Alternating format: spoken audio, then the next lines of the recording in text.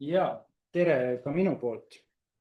Ja tõesti õppimist toetava juhtimise või õppimist toetavate juhtimisviiside instrument oli siis sedapuhku kooliuuringus esmakordselt, kuigi õpetaja uurimuses on varasemalt olnud õppimist eestvedava juhtimise plokk ja kuivõrd me nüüd Tallinna Ülikoolis oleme viimastel aastatel, võiks juba öelda vist, selle õppimist toetavate juhtimisviiside raamistiku lähenemisega tööd teinud, et siis seda õppimist eestvedavat juhtimist või seda plokki me sisuliselt oleme nüüd laiendanud, et täiesti uus asi see õppimist toetav juhtimine siin uuringus ei ole, aga nüüd on nagu märksa mitmetahulisem, võiks nii öelda.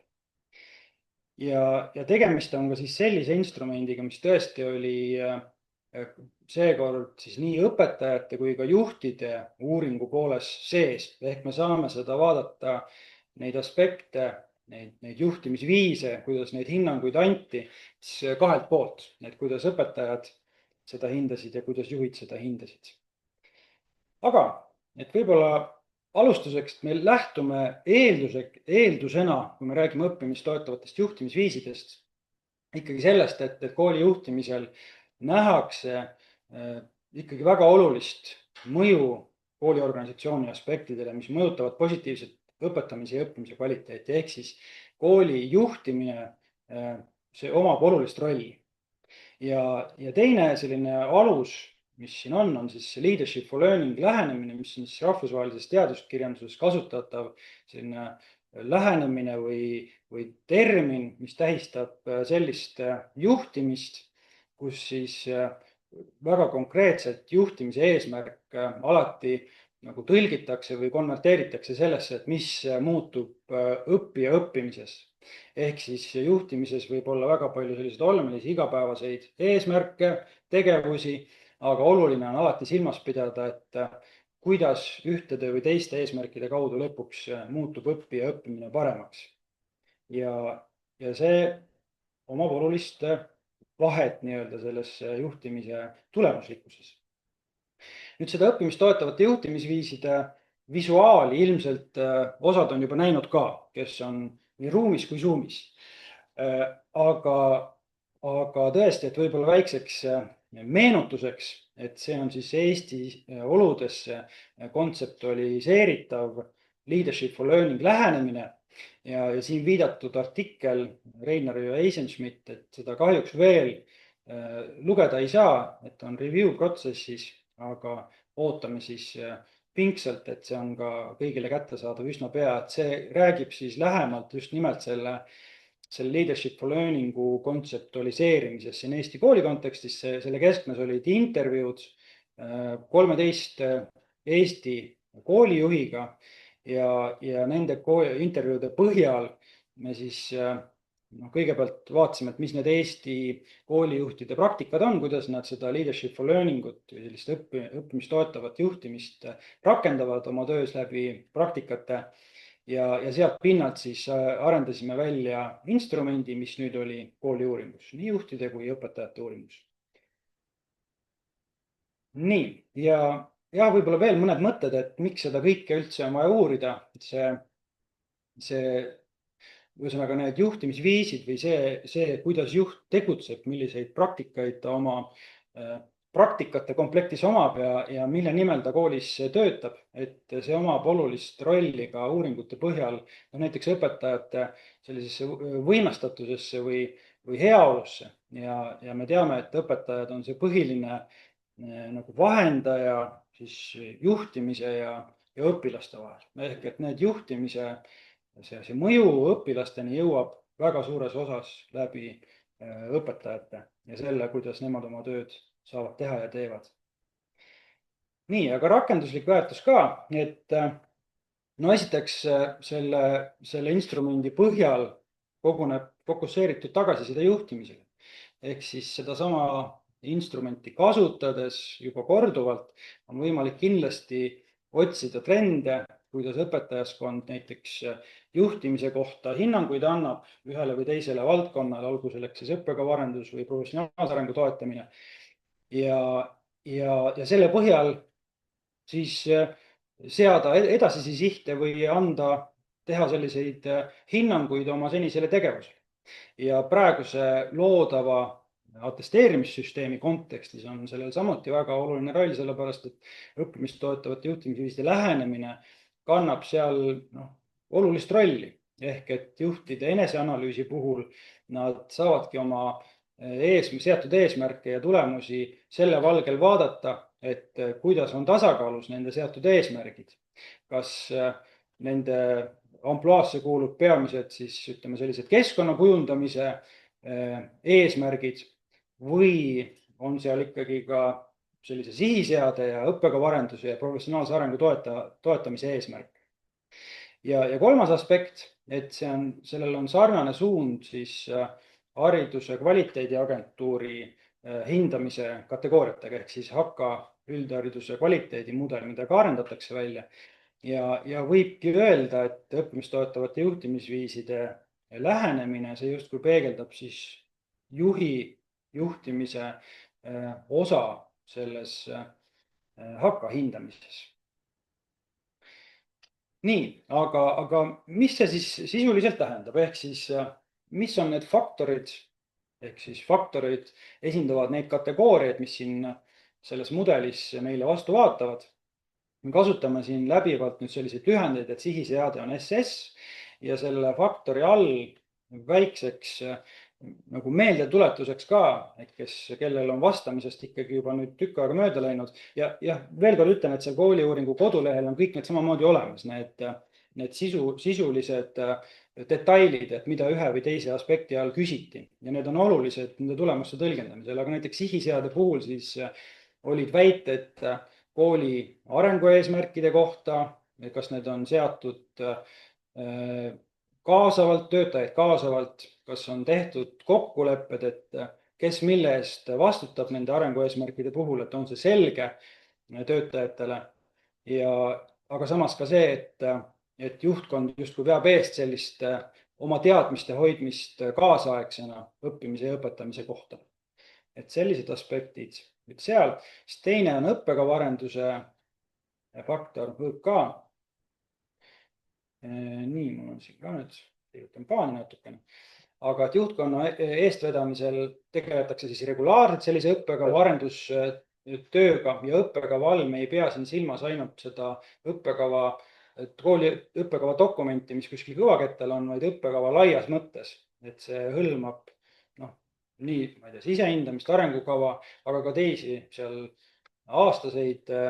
aastatööplaane, aga ka sellist pidevat rakendamise jälgimist ja nagu häälestamist, ümberhäälestamist või nagu taashäälestamist ehk laias mõttes. Ja et teine aspekt siit jätkan, et juhtkond kaasab õpetajaid sellistesse aruteludesse, analüüsi, et kuidas siis see õppekava meil rakendub. Et siis kasutatakse andmeid, õpitulemusi, küsitlusi ja viiakse sellist jällegi koostöist analüüsi läbi nende andmetele toetudes, et laias laastus sellised väited olid seal. Siis kolmas faktor, professionaalse arengu toetamine. Ja see on nüüd siis kooli töötajate professionaalne areng, mitte siis juhi enda oma. Ja siin olid 3 väidet, et tegelikult algselt oli seal rohkem, millele vastati, aga faktoranalüüsi tulemusena siis kukkusid 2 tükki välja, kui ma nüüd õigesti mäletan. Aga jäid see, et juhtkond on loonud sellise võimaluse, et koostöiselt õppemeetodeid ja materjale arendada õpetajatel, see on siis nagu koostööaeg. Siis, et toimuvad tunnivaatlused koolis ja just sellised õpetajate vahelised tunnivaatlused, mis samamoodi sellist professionaalset arengut toetavad. Ja kolmas on siis, oli väide arengut toetavate vestluste kohta, et kuidas neid iganes siis ühes või teises koolis nimetatakse, koostöövestlused, arenguvestlused ja nii edasi. Et need olid 3 faktorit ja siis, mis oli esimene selline võib-olla oluline tulemus, oli see, et kui meil algselt oli keskkonna kujundamine selle teoreetilise aluse järgi üks faktor või siis üks selline dimensioon sellest õppimist toetavate juhtimisviiside mudelist, siis faktoranalüüsi puhul selgelt tuli välja, et seal ikkagi tekib 2 eraldi osa. ja et keskkond justkui kahes osas, üks on siis sisemine keskkond ja teine väline keskkond ja need nimetused tulevad selle põhjal, millised väited siis ühte või teise faktorisse kippusid laaduma. Sisemise keskkonna alla laadusid siis just juhtkonna koosseisu kujundamine, et seal on arvestatud kooli hetkeolukorda ja arengu eesmärke, et see on see, kuidas juht siis nagu paneb kokku selle sobiva meeskonna, mis on kontekstuaalselt relevantne. Ja teine on siis kooli sellise kogukonna kujundamine, et kooli juhtkond selgelt veab eest sellise kogukonna ühtseks kujundamist. Ja välise keskkonna alla laadusid need, et tehakse koostööd teiste haridusasutustega, teiste üldse organisatsioonidega ja juhtkond panustab piirkonna või toetab koolitöötajate panustamist piirkonna arendustegevustesse, et ka selline avatud lähenemine ja panustamine siis kohalikku piirkonda. Ehk sellised faktorid ja see näitab seda, et need aspektid on ikkagi nagu eristuvad seal keskkonna puhul, mida me saame ka edaspidi siin oma tegemistes arvesse võtta ja võib-olla neile edaspidi ka tähelepanu pöörata. Ja juba siit uuringust tulevad mõned asjad veel nende kohta välja, et peaaegu jõuame selleni. Aga kui üldiselt vaadata, nagu ma ütlesin, need samad teemad, samad väited olid nii õpetajatel kui juhtidel, et siin on näha siis võrdlust, väga sellist põhimõttelist võrdlust, et kuidas juhid ja õpetajad üldiselt vastasid. Me näeme, et all on siin nüüd need lühendid, ja millel on tärn lõpus, tähendab siis statistilist olulisust. Ja sihiseade, õppekava arendus ja sisemine keskkond on siis need kolm, millel on statistiline olulisus märgitud, tähendab seda, et juhtide keskmine ja õpetajate keskmine nende faktorite kohta või nende dimensioonide kohta on siis erinevad. Ja kui me siin numbriliselt vaatame, siis need erinevused ei ole ju tohutult suured. See statistiline olulisus tähendab, et eks nad nagu kumulatiivselt hakkavad efekti andma ja professionaalse arengu toetamisel ja välise keskkonna puhul siis näeme, et statistilist olulisust ei ole välja tulnud. Tähendab seda, et juhid ja õpetajad Eesti keskmisena hindavad väga sarnaselt neid dimensioone siis. Aga tuletab see slaid meelde ka seda, et kui me siin vaatame Eesti keskmisi, siis tegelikult iga kool ju loeb nii-öelda, et igas koolis on siit juba esimene selline võib-olla inspiratsiooni terakene, et vaadata oma kooli kontekstis, kuidas seal need õpetajate ja juhtide või siis ka koolijuhi tulemused nagu eralduvad või lähevad rohkem kokku. Et tegelikult on koole, kus need on ikkagi suhteliselt rohkem lahus kui siin keskmiste pealt. Ja see annab kindlasti sisendit, et mitte nagu tõlgendada seda nii, et 4 on hea ja 3 on halb või midagi sellist, vaid see annab väärtusliku sisendi ikkagi kooli kohapealseks diskussiooniks, aruteluks, et mida selline tulemus võiks tähendada, et mis siin on toimunud ja mida sellest meie saame omas kontekstis järeldada. Nii, aga selles juhtide uuringus oli see võimalus ka iga siis väite puhul tuua välja ka, et kuna me näeme juhtimist ju jagatud juhtimiseni, tähendab seda, et juhtkonnas võib olla rohkem kui üks liiget, siis oli võimalik välja tuua ka niimoodi suhteliselt protsentuaalselt, et kuivõrd ühe või teise väite puhul tunneb juhtkonna liige endal vastutuse koormat nagu selle asjaga tegelemises. Ja siin all on siin kursiivis kirjas ka täpselt, et kuidas see siis oli, et palun teil eelnevalt hinnatud väidete puhul mõelda, milline on teie vastutuse osakaal nendes tegevustes. Ja siit sellelt jooniselt paistab, et nagu kui me vaatame nüüd siin koolijuhti, et koolijuhid ilmselgelt kõige enam tunnevad vastutust sihiseade osas ja siis selle sisemise keskkonna kujundamise osas näeme, et need otsad on siin ilusti üleval. Nüüd, kui me vaatame õppejuhti, siis õppejuht, mõnes mõttes nagu oodatavalt on siin õppekava arenduses, läheb isegi koolijuhi vastutuse koormast mööda. Ja õppekorraldusjuht kolmanda tegijana siin, tema on kuskil siin allpool, et natukene sihiseadet, natukene õppekava arendust, aga kõige vähem välist keskkonda tunneb ta enda vastutusena. Arendusjuhil on sihiseade, aga ka selline väline keskkond, sellised kõrgemad punktid nende vastustes. Huvijuht on samamoodi siin rägastikus, kuskil siin keskel, ja siis haridustehnoloog samamoodi.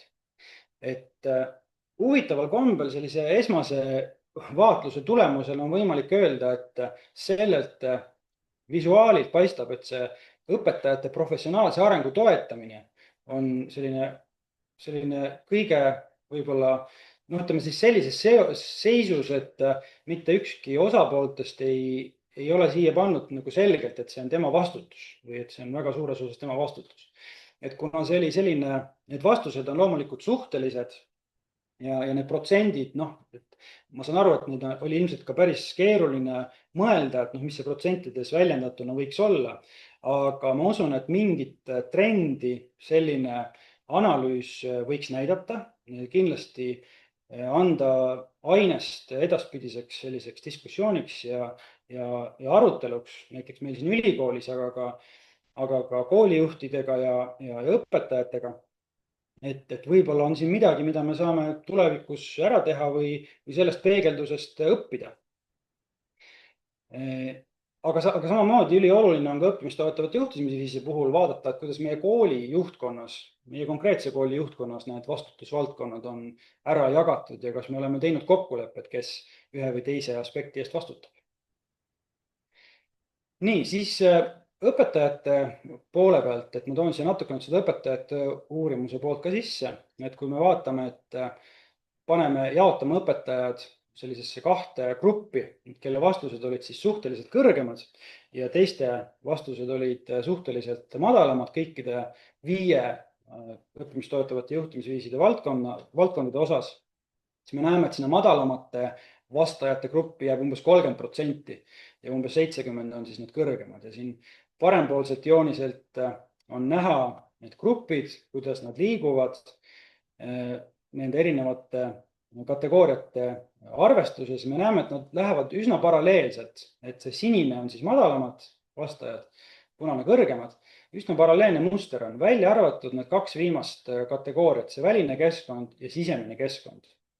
Et nagu ma juba algul viitasin, et need tulid meil faktoranalüüsis esimese tulemusena välja, siis ka siin on selline edasisest mõtteainet, ma usun, stimuleeriv selline tulemus või aspekt, et näha on, et see on ainukene koht, kus nende kõrgemalt vastajate, kõrgemaid hinnanguid andnud õpetajate ja madalamaid hinnanguid andnud õpetajate vahel on nagu mustri erinevus. Ehk siis need, kes suhteliselt kõrgemalt hindavad oma koolis õppimist toetavad juhtimisviise, ütlevad, et nende koolis juhtkond nagu võiks saada kõrgemaid hinnanguid sisemise keskkonna nimel tegutsedes. Sisemise keskkonna hinnangud on kõrgemad kui välise keskkonna.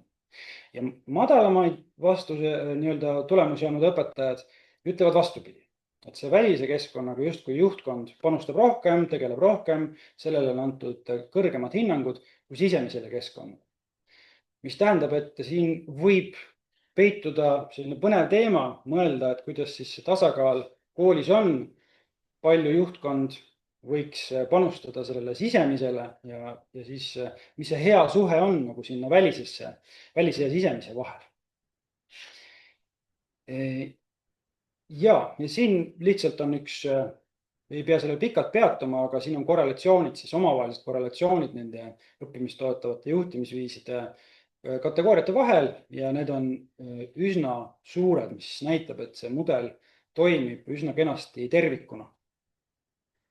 Nii, aga õpetajate uuringust veel paralleele tuues, sest me tegelikult räägime ju sellest, et miks me neid õppimist toetavaid juhtimisviise uurime, on põhjus ikkagi selles, et lõpuks see juhtimise mõju peab jõudma õppijate õppimiseni ja ta jõuab sinna valdavalt läbi õpetajate töö.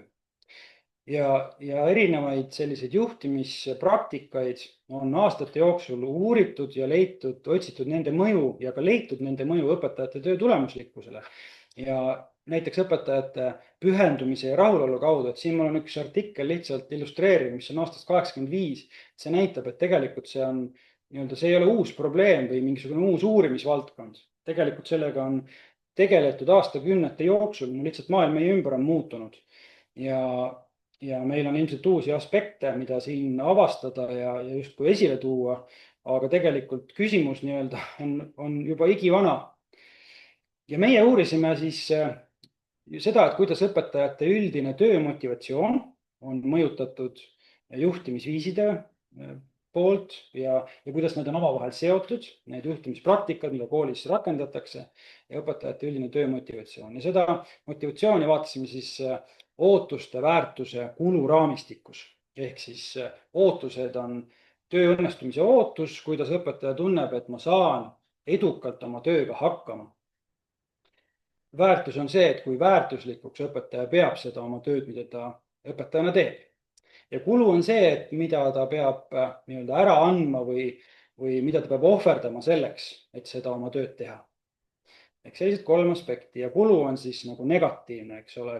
See on see, mis pidurdab motivatsiooni. Teised soodustavad. Ja tulemused, et selgub, et mida kõrgemaid hinnanguid annavad õpetajad oma kooli juhtkonna tegevusel õppimist toetavate juhtimisviiside kategooriates, kõigis 5, seda kõrgem on nende ootus oma tööga õnnestumisele ja selle tunnetatud väärtusele. Ehk nad saavad seda rohkem, tunnevad, et nende tegevus õpetajana töö on väärtuslik ja samamoodi nad tunnevad, et nad saavad kindlasti sellega hästi hakkama. Ja kõik õppimist toetavate juhtimisviiside valdkonnad ei näita statistiliselt olulist seost, siis ütleme kulu puhul, aga siis sihiseade õppekava arendus ja sisemine keskkond samamoodi on näha, et need on seotud madalama tööga kaasneva kuluga. Ja siin allpool me näeme, et on üks väike selline maatrikstabel ka, et siin on toodud välja siis need korrelatsioonid, omavahelised korrelatsioonid.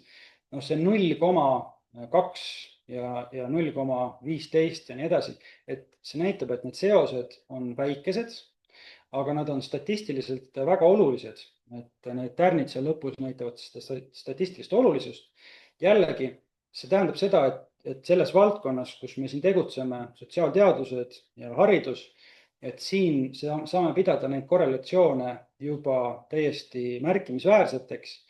Nad on väikesed, olulised, et nende efekt ei ole ainukene, mis õpetaja töömotivatsiooni mõjutab, aga sellega saame arvestada. Ja lisaks siis töömotivatsioonile vaatasime ka seda, et kuidas õppimist toetavad juhtimisviisid on seotud üldise tööga rahuloluga. Ja tööga rahulolu väited olid seal siis töö sisuga, töökorraldusega rahulolu, suhetega ja juhtimisega. Et see moodustas selle rahulolu komplekti. Ja selgus, et mida kõrgemaid hinnanguid annavad õpetajad oma kooli juhtkonna tegevusele õppimist toetavate juhtimisviiside kategooriates, seda kõrgem on nende üldine tööga rahulolu. Ja siin me juba näeme, et seosed on suured ja statistiliselt olulised. Ehk siin need korrelatsioonid on juba, ütleme siis jällegi selles sotsiaalteadustes hariduse valdkonnas, neid võib pidada väga suurteks näitajateks. Ja lisaks sellele nagu seostele, et kui me seoste puhul tegelikult ei saa öelda, et mis mida ennustab, et siis seda võimaldab meil paremini teha regressioonanalüüs ja tööga rahulolu puhul tuleb siis ka selline regressioonanalüüs üsna väga ilusasti välja ja ta näitab, et tõesti õppimist toetavad juhtimisviisid selle 5 valdkonna kaudu, kui see 5 valdkonda panna ühte mudelisse kokku, mis seal olid, et siis nad ennustavad üldist tööga rahulolu ja see on 52% variatiivsusest. Nii, aga siin ma soovin öelda aitäh kõigile ruumis viibijatele ja ka Zoomis viibijatele ja me vist teeme nagu eilegi, et kui kohe on küsimusi või mõtteid, et siis arutaks pisut enne, kui järgmise teema juurde läheme. Kas meil on chati tulnud? Henrik küsib, milline on õppimist toetavate juhtimisviiside seos õpetajate uuringus õppimine ja õpetamine konstruktiga? Väga hea küsimus. Ei olegi kohe täna selleks ühtegi head slaidi näidata, aga see on kindlasti väärib vaatamist. Ja, et tunnistan, et minu fookus on praegu olnud mujal aga jah, aga see kindlasti on muidugi oluline aspekt. Ma küsin siis laiemalt, kui mind kuulda on. Ja, on. Väga hea. Et no sa ütlesid ka, eks ole, oma ettekandes, et meie eesmärk on nende õppimistoetavate juhtimisviiside puhul, eks ole, vaadata või nagu ennustada midagi seda, mis nagu lõpuks jõuaks õpilaseni välja. Et kas te vaatasite korrelatsioone ka kuidagi siis näiteks koolide põhjal mingite kooli tulemusliku näitajatega, õpetajate kvalifikatsioon, eksami tulemused, rahuloluküsitluste tulemused, et seda on ju ka võimalik tegelikult andmete näol kõrvutada kuidagi? Ja, et rahuloluküsitluste tulemused ja ütleme siis riigieksami tulemused, et see tegelikult on, nagu võib öelda, mõttes, et praegu me siin kooliuuringus nagu oleme esmalt nagu keskendunud võib-olla sellele, mis siit välja tuli, aga sul on õigus, et see on nagu see esimene samm, et see vaadata see, et kuidas need õppimist toetavad juhtimisviisid, millist mõju nad avaldavad siis õpetajate tööle ja õpetamispraktikad oleks väga hästi sinna alla kuuluv. Ja siis järgmise nagu astmena vaadata, et kuidas see mõju siis jõuab sinna päris nagu lõppu välja või sinna õppijani. Et absoluutselt nõus. Ma saan praegu aru, et meil tegelikult ikkagi praegu veel selles faasis uuringu tulemuste põhjal ei ole nagu veel alust kuidagi väita, et need juhtimisviisid tingimata nagu väljenduvad selles, et õpilastel kuidagi selles koolis parem on. Et praegu on siin fookus ikkagi, tundub, et korrelatsioonid on ikkagi õpetajate motivatsiooni ja heaoluga, mitte niivõrd õppijate näitajatega. Mitte ainult ei tundu, vaid need korrelatsioonid ongi õpetajate ja siis juhtimisviiside vahel ja õpetajaga seotud aspektide. Et selles uuringus meil ju õpilasi ei olnud. Ja... Aga on ju õpetajate, see õppimine, õpetamine konstrukti all oligi kontrollitud motivatsiooni, autonoomiat toetav sisuliselt õpetamisviis, see, mida nagu uuriti, on ju, kus me ka teame, milline nendest viisidest on nagu rohkem õpilaste jaoks hea ja milline mitte, et kas sellega tõesti ei tulnud siis korrelatsiooni välja või oli teil lihtsalt fookuses praegu ainult nagu õpetajate heaolu ja motivatsiooni vaatamine? Jah, praegu oli lihtsalt fookuses, et ei julge välistada, et ei tulnud korrelatsiooni. Nüüd saab vaadata. Ja aitäh minu poolt igal juhul. Aga see professionaalne areng on üks imelik asi. No see on üks... Seda on just kui, ma ei tea, kui palju 80-90% kõik igasuguste talise tulemuste järel kõik õpetajad ütlevad, et nad osalevad selles. Kui suur õppimine käib, aga praegu tundub, et nagu juhtkonna liikmete vaates polegi nagu väga millegi. Jah. Ja veel väga huvitav asi, ma ei tea, et ma olin väga mõttes, aga see sama arendusjuhi fookus, et sihisead on nagu tähtis asi, väliskeskkonnaga suhestumine ka, aga õpetajad professionaalne areng pole nagu arendusjuhi jaoks nagu üldse nagu teema. Et see on jällegi see meie koolide selline arenguteema. 40%. No ja küll, võrdlevad siis teiste teemadega. Et siis selles mõttes on ikkagi nagu huvitav, et arendusjuhid ei näe, et nemad peaksid kuidagi toetama siis õpetajad. No, minu jaoks tegelikult on üsna üllatav ka see, et koolijuhid ise seda kõige väiksema prioriteetsusega enda nagu rollist lähtuvalt on maininud, et see on, ei oleks osanud seda arvata. Ja, et seda kuna meil on ju esimest korda, kui me sellist praktikat kasutame küsimustikus, et siin oleks huvitav võrrelda, või siis teha võrdlevat, ma ei tea, mõnes teises riigis aga jah, et siin võib-olla tahaks näha nagu sellist väljajoonistumist, et see rohkem nagu kellegi selline asi oleks, et muudel teemadel siin on sellised. See on üldine. Konkreetses koolis võivad olla hoopis. Jah, see on tõsi. Teistsugused jooned, nii et see arendusjuht ka näitab. Et selles mõttes võib-olla oleks huvitav vaata just, kus see professionaalne areng on nii-öelda tipus, kellelgi, et mismoodi siis kuulub. Kas on ka niisugust kooli? Jah.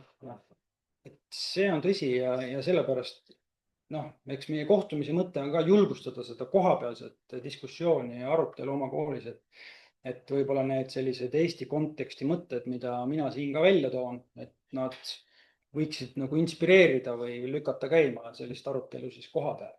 Kuidas meie koolis need asjad on ja kuidas meil on kokkulepped tehtud, aga tõepoolest, et kui me räägime juhtimisest, siis selle sama mudeli alusel, nende samade tegevuste alusel, mis selles mudelis on võimalik oma juhtkonnas ju revideerida, et kes millega tegeleb ja lõpuks on see juhi vastutus, et seda orkestreerida.